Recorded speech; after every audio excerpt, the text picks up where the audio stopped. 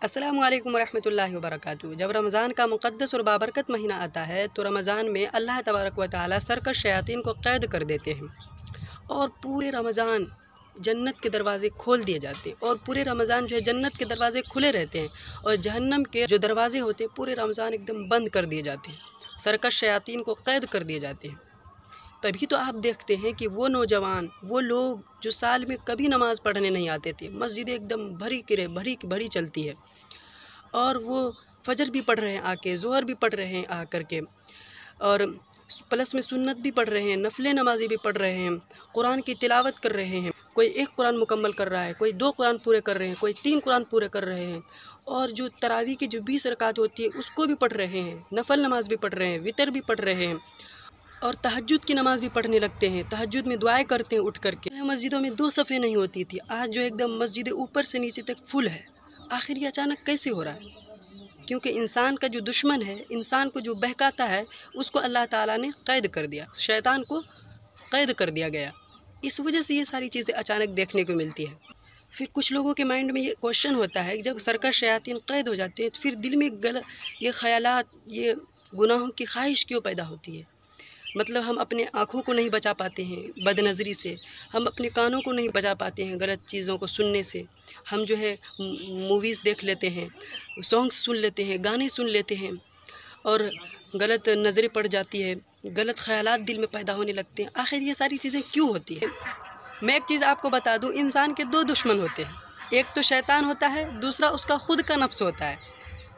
देखिए रमज़ान में तो अल्लाह तबारक व तआला शैतान को क़ैद कर देते हैं, लेकिन उसका ख़ुद का जो नफ्स होता है वो मतलब उसके साथ ही रहता है। चूँकि उन्होंने गुनाहों में ज़िंदगी पूरे साल गुजारी, कभी मस्जिद नहीं आया, नमाज़ें नहीं पढ़ी, तो फिर वो जो गलत ख़यालात, जो उसकी आदतें, हैबिट होती है, तो वो उसके अंदर रह जाती है। हमारी नज़रें ये कहती है चलो मूवी देख लेते हैं, फ़िल्म देख लेते हैं, कान ये कहता है चलो ये गाने सुन लेते हैं, क्या होगा, और दिल में नज़रें ये कहती है मतलब कि गलत चीज़ों पे नज़रें पड़ जाती है, गलत ख़यालात आने लगते हैं, तो वो हमारे ख़ुद के नफ्स की वजह से होते हैं। जैसे देखिए दिल कहता है कि चलो यार गर्लफ्रेंड से बात कर लेते हैं, फिर दिल में आता है ख़्याल कि नहीं भाई हम तो रोज़े से हैं, तू तो रोज़े से है, तेरा रोज़ा ख़राब हो जाएगा, तो फिर हम रुक जाते हैं।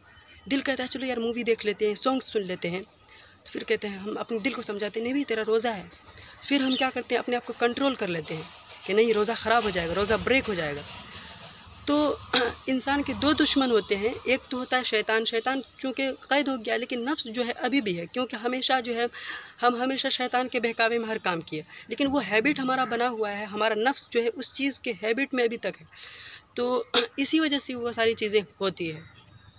तो मुझे उम्मीद है कि मैंने अच्छे से समझाने की आपको कोशिश की है कि हमारे नफ्स की वजह से ये सारी चीज़ें, हम बहुत सारे ऐसे गुनाह से बच जाते हैं, लेकिन कुछ गुनाह ऐसे होते हैं कि जो हम मतलब कि रमज़ान के महीने में भी नहीं बच पाते हैं, वो ख़ुद के नफ्स की वजह से होते हैं। तो अल्लाह तबारक व तआला ने इसी चीज़ को कंट्रोल में करने के लिए अल्लाह ताला ने रोज़े रमज़ान के रोज़े हम पर फ़र्ज़ किए हैं।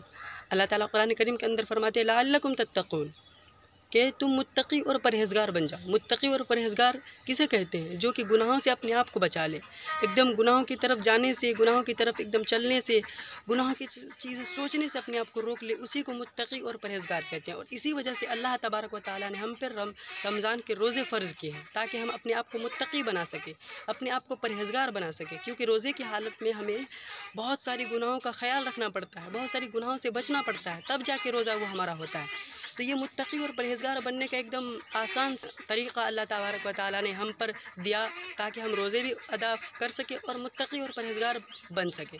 तो मुझे उम्मीद है कि अब आपको बात अच्छे से समझ में आ गई होगी। अस्सलामु अलैकुम वरहमतुल्लाहि वबरकातुहू।